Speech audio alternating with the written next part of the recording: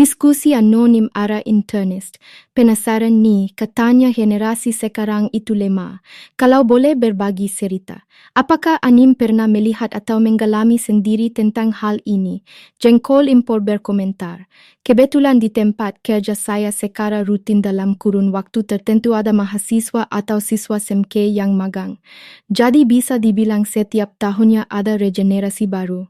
Saya tidak bisa mengatakan lemah atau tidak. Yang saya temukan adalah kecenderungan generasi muda sekarang adalah kurang tangguh jika dihadapkan dengan masalah yang memaksa mereka untuk eksplor dirinya lebih jauh.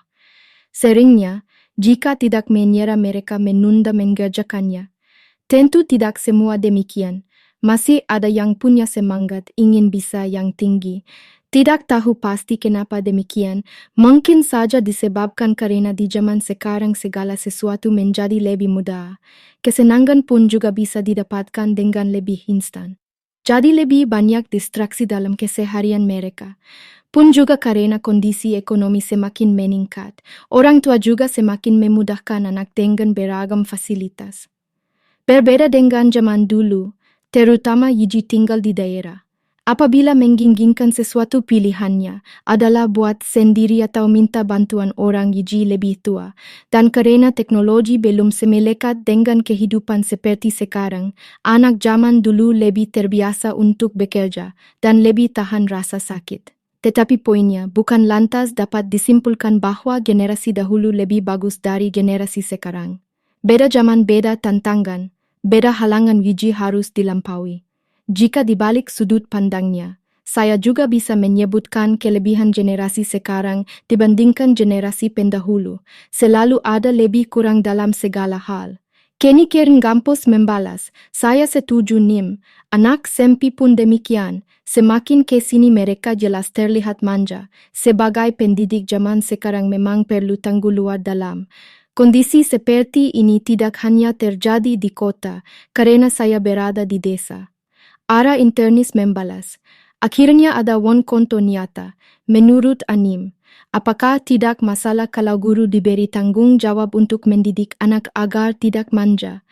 Kenikir Gampus membalas, sebenarnya tanggung jawab itu bukan hanya guru Nim, justru peran paling besar orang tua. Kalau kara saya ke anak-anak di sekolah itu semakam tarik ulur karena terus terang di tempatku itu anak kalau terlalu ditekan fix mereka berhenti sekolah.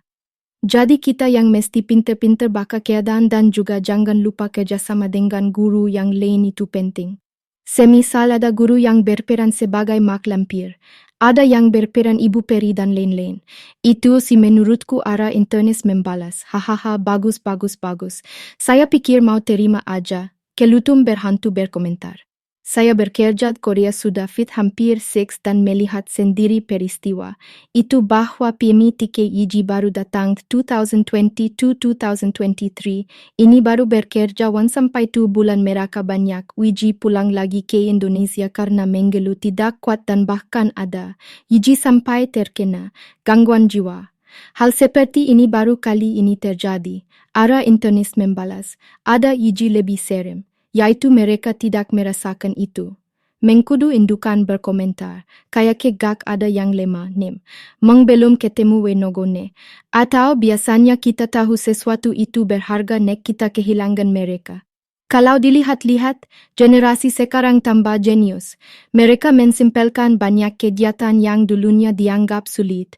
Misal kuliah kerja nyata, KKN. KN kiwari gak dianggap momok.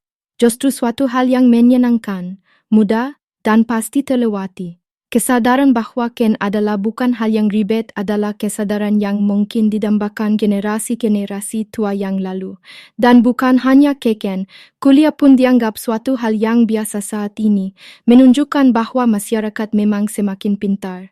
Pelajarannya adalah hal yang biasa dilakukan atau dianggap biasa jarang kita tangkap nilainya.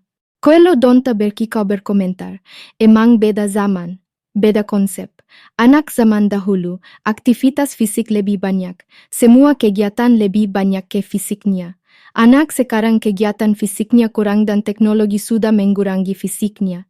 Jadi itu tidak bisa dibilang lemah. Begitu juga, dalam permainan fisiknya banyak dilakukan anak tu zaman dulu, anak-anak sekarang lebih banyak permainan dalam game online. Dengan pendekatan otak, maka enzim otak yang berfungsi beda dan dilatih beda. Jadi dengan pendekatan fisik dan pendekatan enzim otak sangat berbeda, dan alat ukurnya tidak sama dalam menentukan penilaian. Ara internis membalas, saya mau aja berpikir ulang, benar beda zaman. Tapi seperti Yuji kita lihat dan mungkin rasakan. Leher dan tangan jadi kaku akibat keseringan main HP. Kenapa tidak tingkatkan ke anak? Nak yuk atur waktunya main HP-nya. Biar simbang otot-otot dilatih juga, atlet esport, gamers, juga olahraga tuh. Kedondong positif berkomentar, walaupun tidak serta-merta berlaku dalam segala hal.